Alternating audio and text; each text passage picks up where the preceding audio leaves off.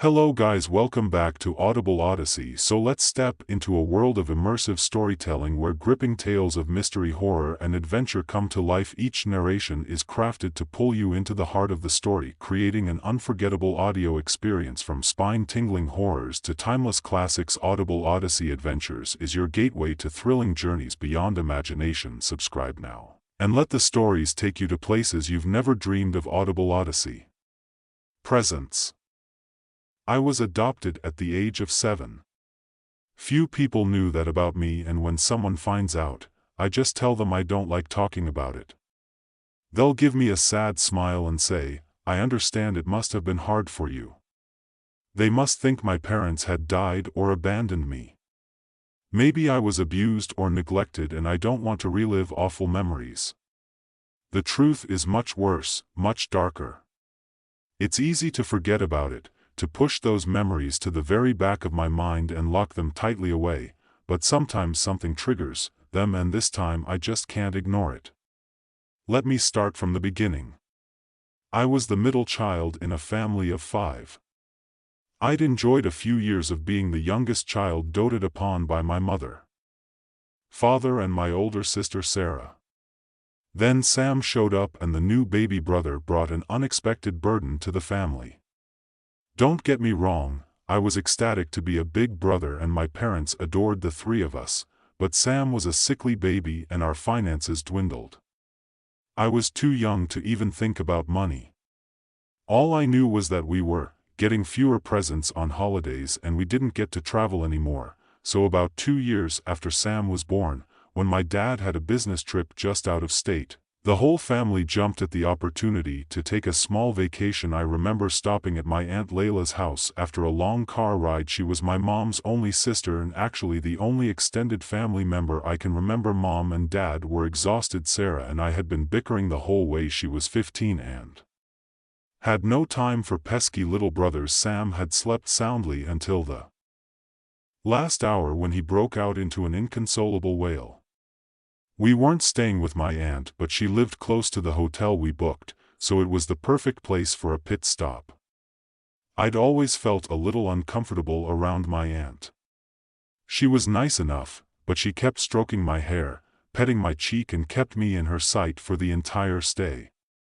Mom later said that Lydia was unable to have kids and thought of me as a son, even though we rarely came to visit. We had the same red hair and gray eyes. I noticed and wondered if that was why she preferred me to Sarah. Tom, my aunt said, as we were leaving, "I have a gift for you." She produced a woven necklace from her pocket and tied it around my neck. There was a small charm on the end, a small disc carved out of wood, and it had some kind of drawing on it. I wondered if she'd made it herself. She put her finger to her lips and smiled. I realized she'd only gotten a present for me, not Sarah or Sam, and didn't want them to know. "Thank Aunt Lydia," I said shyly and hopped in the car. After arriving at the hotel and unpacking, we had a pretty uneventful first night. There was a pool at the hotel and Sarah and I were excited about going swimming. First thing in the morning, Sarah had spotted some cute boy 1 floor below us, so she spent about an hour picking out a swimsuit to wear. I flipped through the TV channels while Sam toddled around unsteadily, laughing as Mom played peekaboo with him. Dad had left for his conference already. I first noticed something strange a few hours after we'd gone down to the pool. Sarah had gone back up to the room. About 15 minutes after leaving, the cute boy was nowhere to be found, so she wanted to trade her cute swimsuit for a comfortable one. I'd waited and waited for her to return, but she'd promised to show me how to do a handstand underwater. Finally, I swam over to where my mom was sitting by the kids' pool as Sam splashed in the shallow water. I asked where Sarah was. Mom asked. She looked up from her book. I thought she hadn't heard me, so I asked where's Sarah. Sarah was. Honey, chills ran down my spine. I didn't even know how to respond. Just then, Sam tripped and dunked his head underwater, and Mom whisked him out of the pool and onto her lap, momentarily forgetting about who Sarah was. The words rang in my ears. I must have misheard her, or she was joking. A knot formed in my stomach and I couldn't bring myself to ask a third time.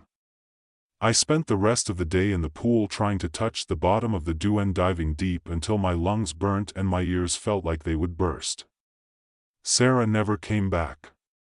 You're probably wondering why I didn't make a big deal about my sister going missing. I guess I felt if the grown-ups weren't worried, would be worried. Maybe they'd let her go somewhere on her own and my mom just misunderstood when I asked her about what other explanation could be, but to this day I don't know why I didn't bring it up again when she didn't return that night or when I noticed her things had disappeared from our room the next day. Things got worse. Sarah still hadn't returned, and what baffled me was that no one had even mentioned to her. It felt like it was a taboo subject and I wasn't going to be the first to break the silence. Dad didn't have a meeting until the evening, so he was going to spend the afternoon with us at the pool again. Up you go, he said, as he threw me over his shoulder. I giggled and some of the tension I'd been feeling since yesterday lifted slightly. We were still up in the hotel room. Mom and Sam were downstairs in the lobby already. Dad carried me out into the hallway and pressed the elevator button. "Oops," he said, "forgot the towels." He set me down and said, "Hold the elevator for me, I'll be back in 2 minutes." About a minute later, the elevator came. I stuck my foot against the door. I could see our room's door at the end of the hallway and waited for it to open.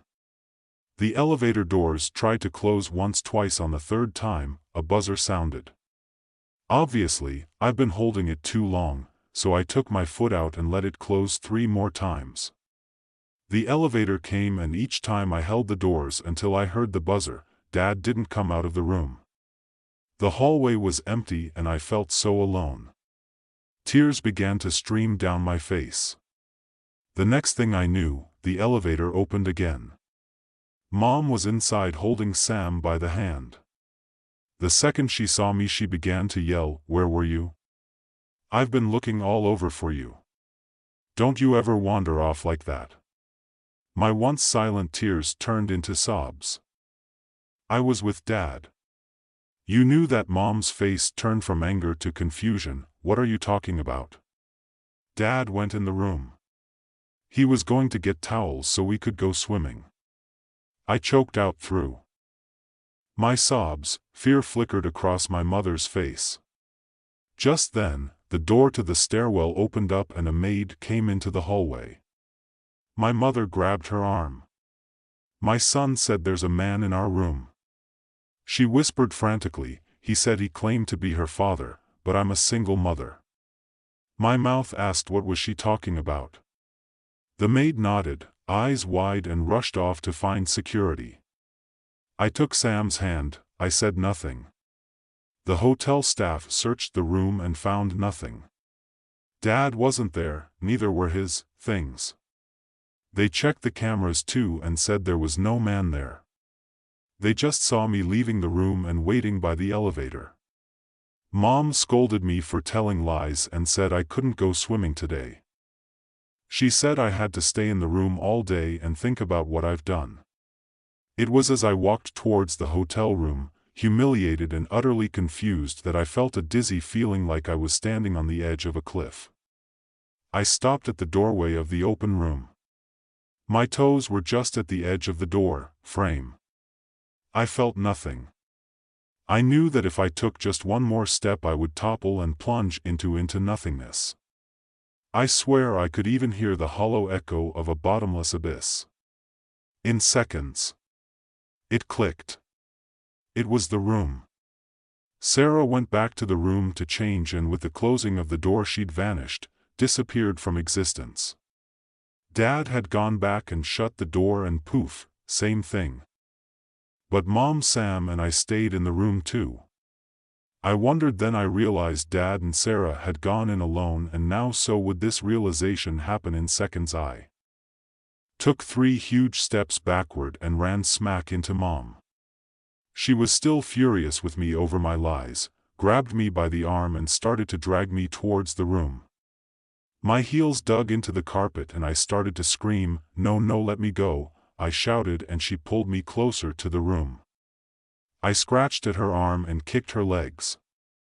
Even then, I was appalled at myself. This was my sweet, adoring mother, and I'd never lashed out like this before. She had no idea she was pulling me towards death or worse, nothingness. Guests poked their heads out of the rooms at the commotion. Sam sat down in the middle of the hallway and began to wave. We were at the edge of the room and, in a desperate attempt to free myself, I bit my mother on the hand that was holding me hard. Shocked, she dropped me and stepped back into the room. I fell to the ground. Then, though it was an accident, I did something that I regret to this day. While scrabbling backwards, my leg kicked out and slammed the door shut. All was quiet. I stared at the door in horror. After what seemed like an eternity, I stood up and, against my better judgment, turned the doorknob. It was locked all right, I thought, and fumbled for the magnetic key in my pocket. I turned the knob again and the door swung open. The room was empty. Fresh tears pricked my eyes and I turned away. That's when I noticed that Sam wasn't crying anymore. His face was unstained with tears and the only flush in his cheeks was the glow of a happy baby boy. It was as though he'd never been crying in the first place, as if he didn't remember Em and me fighting at all. He looked up at me and... See, just then the stairwell door swung open. It was the same maid who'd gotten security for us earlier. She was pushing her cart of cleaning supplies past us. When she noticed my expression of horror, she knelt down and asked me what was wrong. When she looked at me, there wasn't even a flicker of recognition.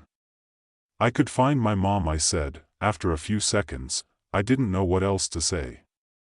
I sunk down on the floor and hugged Sam to me. The police came that night along with the CPS. The hotel staff had been stumped as to how two children had shown up in their hotel alone and no one had noticed it until now.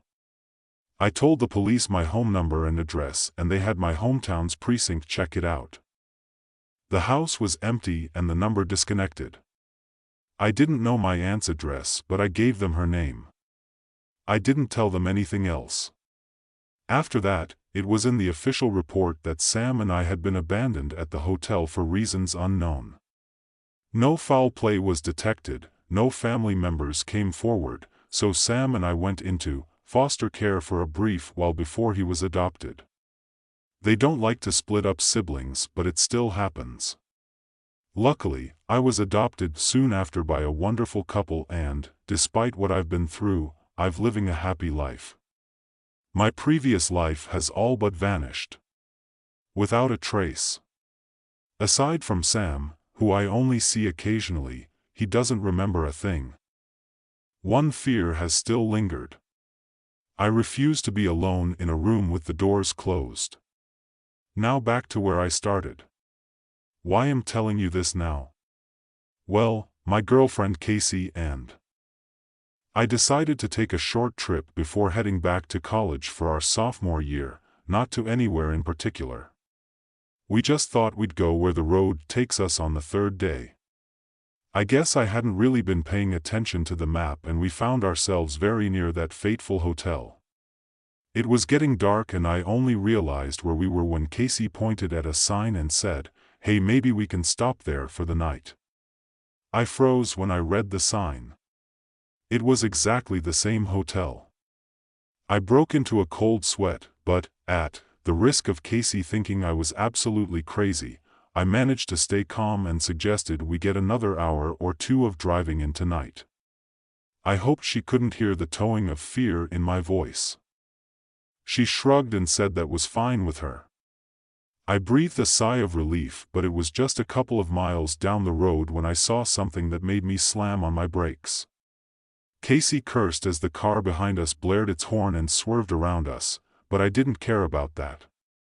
What I did care about was the house just in front of us.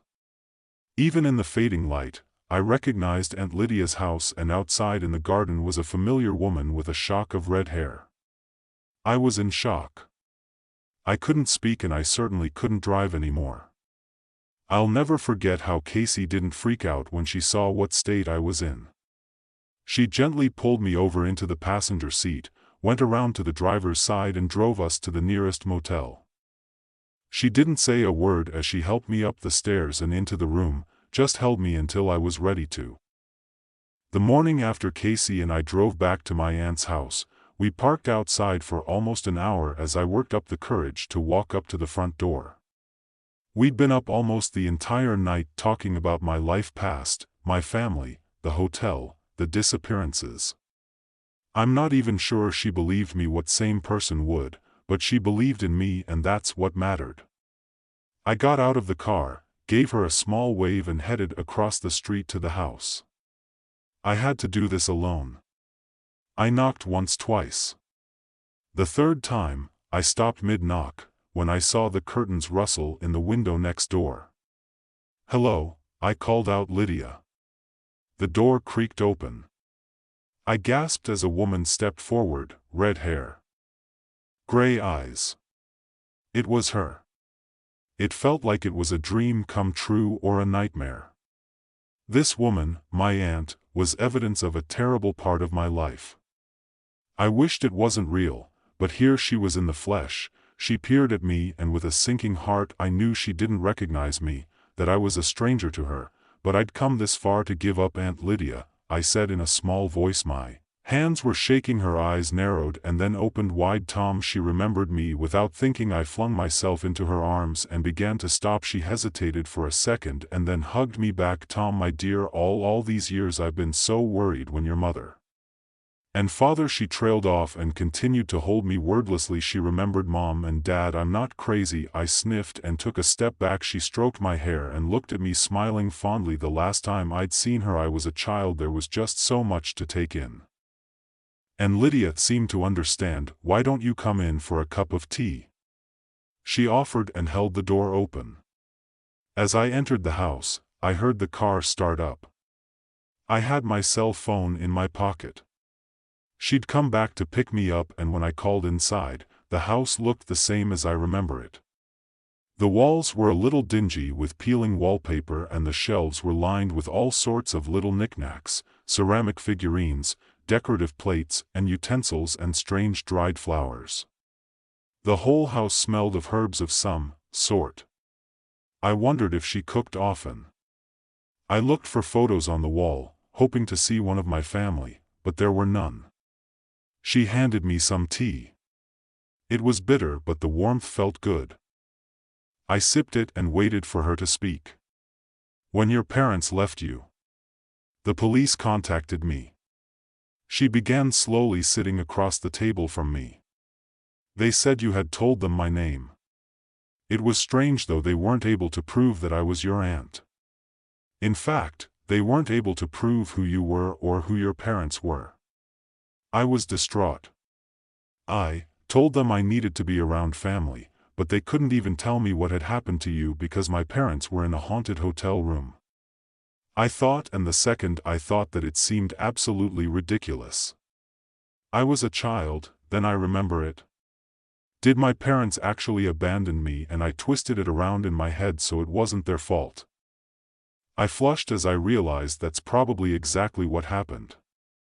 Aunt Lydia mistook my embarrassed blush for one of sadness and patted my arm. "There then. Everything's okay now." We spent the rest of the day talking, not about the sad subject of my abandonment and subsequently our estrangement, but about my life. I told her about school, Casey, and my friends back home. She listened intently to my every word. She told me a bit about her life as well, her gardening, her job, and even her fiancé who lives down the road. Before I knew it, it was dark out. I'd been here the whole day. I stood up to go and Aunt Lydia stopped me. "I have a spare room. Please stay the night. You're always welcome here." I hesitated but was still elated that I'd finally found my aunt and decided to stay. I called Casey and apologized profusely and she agreed to pick me up. The next day, Lydia asked me to stay downstairs while she readied the room. I busied myself by combing through my hair in the bathroom. I found myself wishing I'd brought a toothbrush and bed clothes. Maybe Lydia had some upstairs. I climbed up the steps and saw 3 doors. The first one I passed was obviously her bedroom. She wasn't in there, so I peeked into the next room. Inside was a crib, a rocking chair and a changing table. Strange, I thought. Didn't Mom say she couldn't have kids in her rooms this way? Came a voice from behind me. I jumped. Lydia took me firmly by the hand and led me to the 3rd room. She seemed a little agitated and I felt bad for snooping around. My room had 2 double beds, which I also found strange for someone who lived alone. But I was glad I'd be able to stretch out comfortably. There was an uneasy feeling in the pit of my stomach though, and I wasn't sure why. "Thank Aunt Lydia," I said, and I meant it. This whole day felt like a huge weight had been taken off my shoulders. She smiled warmly and started to leave. Just then a thought popped into my head. This whole time she hadn't once asked about my sister or brother. Not that I knew what happened to Sarah, but she must have wanted to hear about Sam. "Sam's doing okay too?" I called out. She turned but didn't say anything, so I continued. "He was adopted into another family. They live far away, but they're pretty nice and I see him on holidays." "Oh, that's nice, sweetie," Lydia said. "I'm glad to hear it." She turned and walked away. That was weird. I thought it was like she didn't even care about Sam. But all day she'd been enraptured with my mundane life. I'd always been her favorite, but I thought she'd at least want to hear if Sam was okay. I pushed the thought out of my mind. It was late and I'd hardly gotten sleep the night before, so I just wanted to go to bed. I left the door open, a habit born from my fear of closed doors. Even with my new revelation that I'd imagined the whole hotel incident, that fear wasn't going to go away so easily. I took my phone out of my pocket and with it came the woven necklace my aunt had given me so long ago. I'd forgotten I'd brought it with me to remind her, and it turned out I didn't need it. After all, I placed the necklace on the dresser and thought maybe I'd find some clothes in the dresser drawer. It was locked.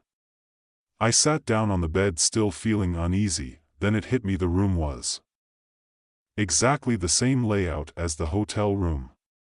I felt a little sick. Surely it was a coincidence, but it was exactly the same. Nonetheless, I didn't want to bother Lydia, but I needed to get out just for a minute though, just for some fresh air. I crept out of the room, peed at Lydia's closed bedroom door and left the house. It was a breezy night and I felt so much better the second I was outside. I'm overreacting, I thought, but I still wanted to go for a walk before heading back inside. Just a couple of houses down, I noticed something odd. One house had the door wide open. The house was dark except for a dim light in one upstairs window. It seemed like a safe enough neighborhood, but I still doubted the owner would have chosen to leave his front door open.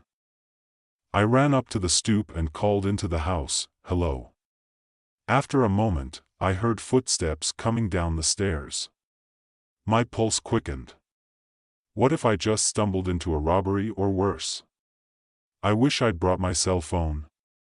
A man appeared by the door. He looked disheveled, a little annoyed but otherwise harmless. I wondered if I'd just woken him up. "Sorry, I saw your door was open. I just wanted to make sure everything was okay." I explained. "I'm staying just down the road." "Maybe you know Lydia." The man smiled softly. Sorry, I've been keeping the door open lately." "You must be Tom. Lydia has told me so much about you." I was puzzled when she had time to talk to someone else since I'd arrived. I thought back to our earlier conversations and decided this must be the fiancé she was telling me about.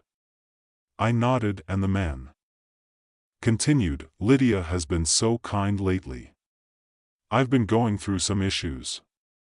He took a deep breath like he was getting ready to tell a big secret or confession.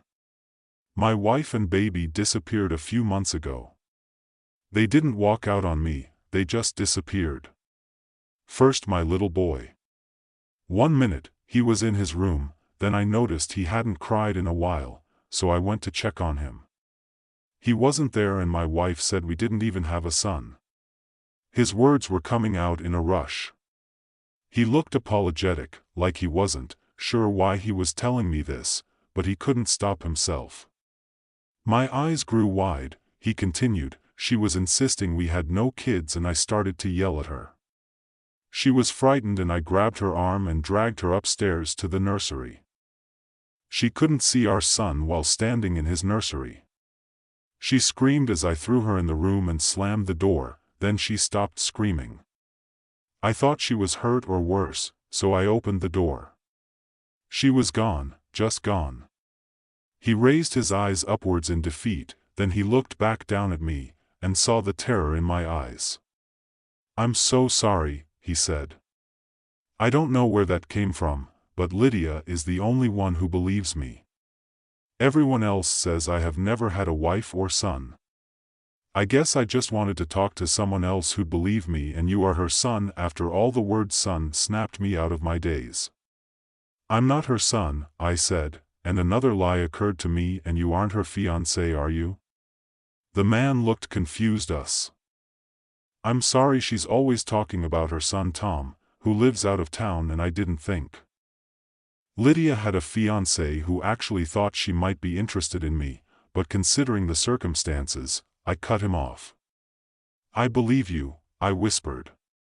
Pieces of a puzzle were starting to fall into place, but I couldn't make out the whole picture. A hotel room where people disappear behind closed doors, a nursery where a wife and child vanish, a man who shared my fear of closed doors, and somehow Lydia is in the middle of this. I shuddered as I remembered the rooms in her house, a nursery and a hotel room. I glanced back at the man hoping for more answers and gasped. For the first time I noticed something tied around his neck. It was a woven necklace with a wooden carving exactly like mine. Over the course of an hour I told the man Nathan everything. He was pale and shaken by the end of my tale, but mostly he was furious. We couldn't be sure, but we had an idea of what had been going on. He said he'd seen strange books while at Lydia's house. They looked like they had symbols and maybe spells written in them, but she took them away before he could get a good look. It would seem that Lydia, unable to have children, coveted her favorite nephew as her own, using some sort of witchcraft on the spare rooms in her house. I imagined she'd concocted a plan to orphan her prospective son, but the plan backfired. Years later, a handsome but married man moved into the neighborhood and Lydia's jealousy flared up again. The necklace, Nathan said, was given to him for protection. According to Lydia,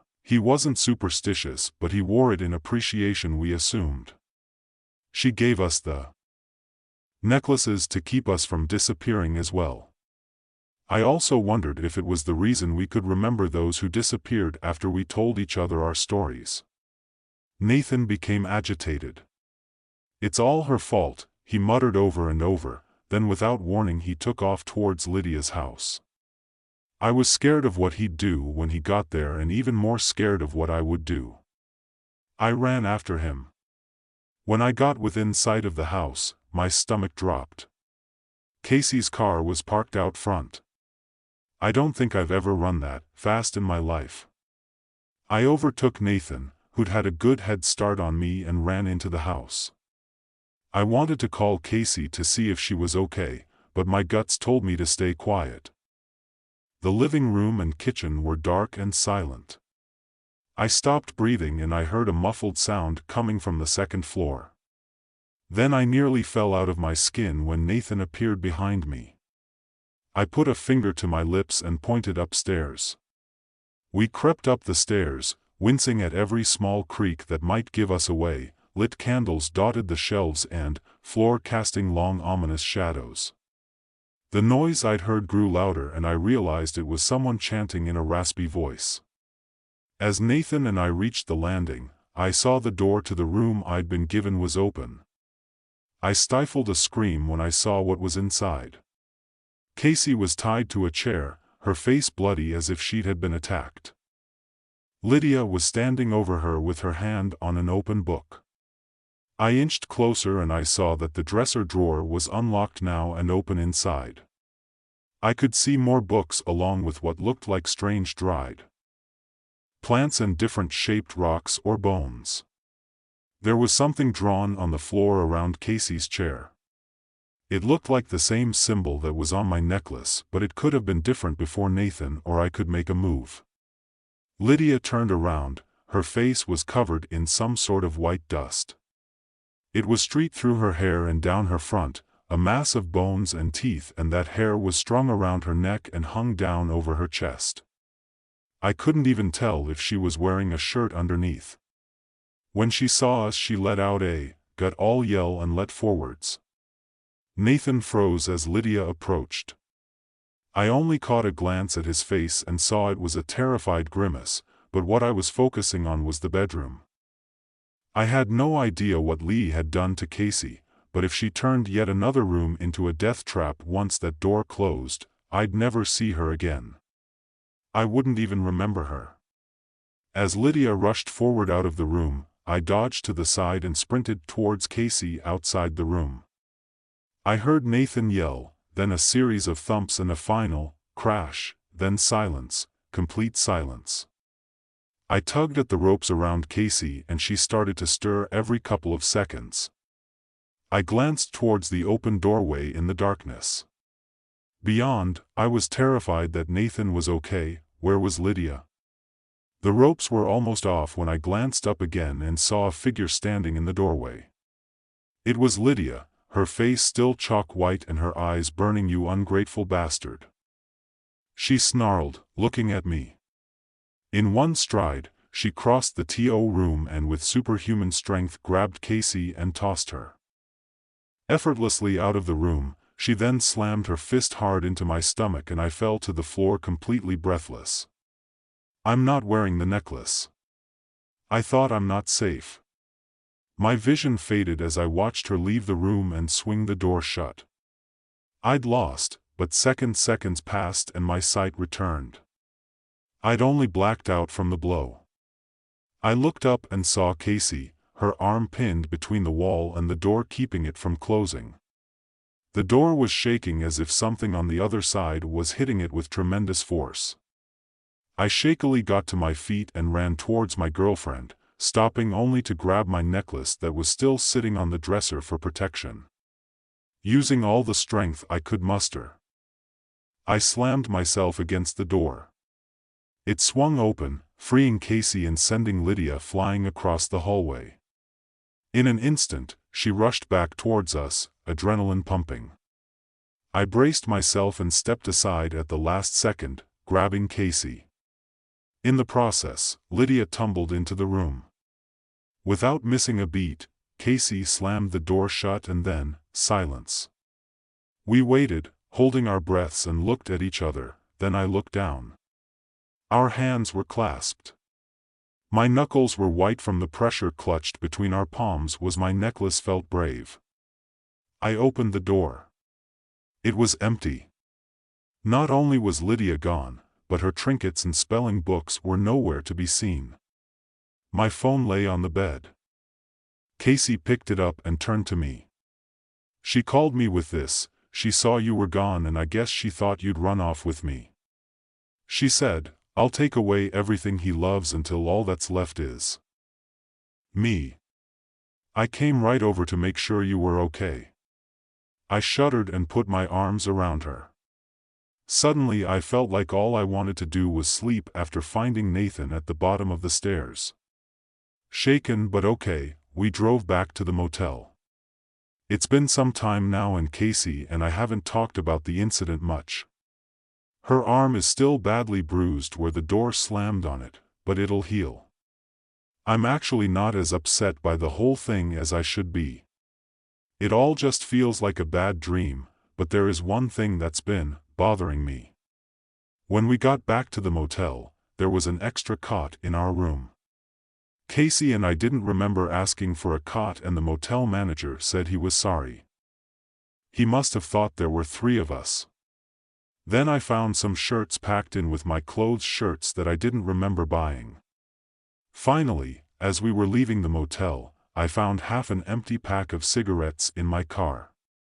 I don't smoke and I'm certain Casey doesn't either, back in Lydia's house. Casey had been there for a while before Nathan and I arrived. I was able to save her from disappearing, but I wondered if there was someone else I didn't say. So guys, the video has ended now. If you like our stories and want to see more videos like this, please subscribe to Audible Odyssey channel and do all these things, like, comment, share, and subscribe. Enjoy horror and adventure stories like this. So just subscribe to Audible Odyssey. Bye bye.